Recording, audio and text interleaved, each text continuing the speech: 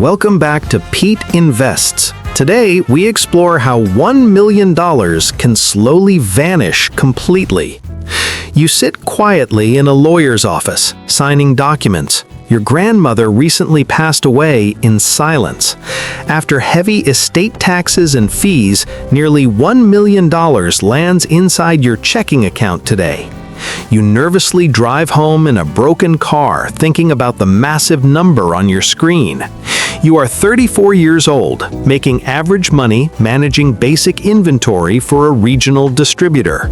You have heavy credit card debt and barely $200 left until your next payday. But now, suddenly, nearly $1 million sits in your account, earning almost nothing at all. This sudden, massive change feels totally disorienting, like a familiar room where everything looks strangely wrong. You strictly promise yourself you will not make any sudden financial moves for 60 long days. You only manage to hold perfectly still for exactly 19 days before making your first move. You buy a slightly used Mercedes for $54,000, convincing yourself it is practical. You logically rationalize it as safety, but writing that huge check really just feels like permission. Your large account balance drops slightly. You do not track this huge number consciously, but should. Your mother calls with a problem, needing $22,000 to avoid a home foreclosure. She politely calls it a loan, though she has never repaid a loan to anyone ever. You write the check anyway. Your younger brother suddenly also needs $15,000 to settle lawsuits. $37,000 leaves your account without any paperwork or conversation about a repayment plan. You quietly convince yourself that taking care of family is the whole point of having wealth. You naturally feel really good about who you are for approximately 6 days after helping them. Your cheap apartment lease ends very soon. A colleague mentions a luxurious complex on the north. You tour the beautiful new place. It features quartz countertops, underground parking, and indoor laundry machines. You bravely sign the lease immediately. It costs 3 times what you were previously paying monthly. You can afford it now, but affording something and making the right choices are completely different. You move in and slowly spend nearly $15,000 on matching furniture from a studio. You stop checking your daily bank balance. Your new lifestyle develops a very strong gravitational pull. Casual friends suddenly become much closer, and old acquaintances begin appearing with expensive new business proposals. A college friend quickly surfaces after 4 years, needing $40,000 for his new app. He has a highly professional pitch deck, so you wire the funds for a bridge loan. The promised funding round never closes. The app exists somewhere, but your money is completely gone. You stay entirely silent about the failed app. Meanwhile, your social life restructures around your wealth. Group dinners cost significantly more now. You casually pick up checks and book nicer group hotels. You are now spending up to $8,000 a month on living costs that were tiny. No single purchase ever announces itself as a problem, but together they silently drain your accounts. 14 full months later, you finally calculate your balance. The surprisingly low number really shocks you. You still have over $700,000, which raw logic tells you is still massive wealth. This deeply flawed internal logic will eventually cost you absolutely everything you inherited from your grandmother. Your eager brother calls with a food truck idea, needing $50,000 to launch it. You happily wire the funds and take 30% equity on a simple, undocumented verbal handshake. 6 short weeks later, the truck needs costly mechanical repairs. You wire another $8,000. You constantly tell yourself you are just protecting your initial investment, but the money bleeds fast. 16 total months in, you finally hire a financial advisor, but he is not a fiduciary. He quickly recommends actively managed mutual funds, carrying high fees, plus an expensive life insurance policy. You boldly put $200,000 into funds and $18,000 into the insurance policy premium. For the very first time, you actually feel like a highly responsible and smart financial investor.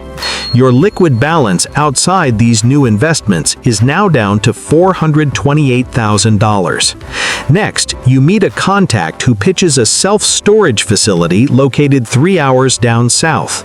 You wire $120,000 for a 20% equity stake without consulting lawyers. The pitch promised massive returns, but you never independently verified their optimistic occupancy rate numbers beforehand. This is the exact moment your situation moves past poor decisions into purely poor financial architecture. Your rapidly shrinking liquid cash simply cannot absorb another undocumented, highly speculative financial mistake anymore today. The storage facility distributes small payouts for 2 months, then suddenly stops paying you entirely forever. By month 12, the facility files for receivership. Your total recovery looks incredibly, painfully low indeed. The mutual fund portfolio declines 14%, silently eaten away by high permanent management account fees. The food truck closes down permanently in month 22, and your brother apologizes to you. The broken truck goes back to the bank, and your large equity stake equals absolutely nothing. You mentally write off $58,000 and desperately try to just keep moving forward. Your monthly expenses remain painfully high, while your ordinary day job pays the exact same salary. You are spending far more than you consistently earn, and the theoretical financial cushion is gone. You quickly move back to a much cheaper apartment, paying $1,650 every month. You sell your designer furniture online for a tiny fraction of what you originally paid. You are completely upside down on the Mercedes, delaying the inevitable sale for 4 long months. You finally trade in the luxury car, heavily absorbing the massive financial loss it originally created. 31 months in, you deeply check your accounts. Liquid cash is just $34,000. The mutual fund sits at $158,000. Total assets equal under $200.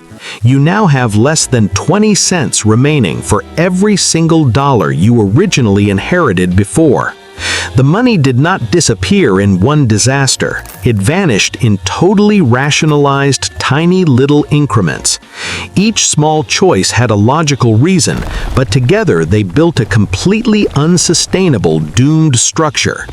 You liquidate the mutual fund, paying heavy fees and taxes, netting slightly over $100,000. You finally pay off the credit card debt you quietly rebuilt during this expensive, chaotic period. You are 37, working your exact same job, left with barely $150,000. However, you now finally possess a much clearer understanding of money than you ever had before. This harsh financial education sadly cost you $800,000 with no refund mechanism.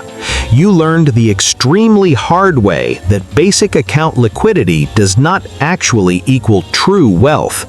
A massive number randomly sitting in a standard checking account is absolutely not a financial plan. Family members will quickly present you with their problems when they believe you can absorb them. They are not wrong for asking, but your single biggest mistake was blindly agreeing to pay. Lifestyle creep is the quietest destroyer, smoothly raising your baseline until it becomes totally unbearable today.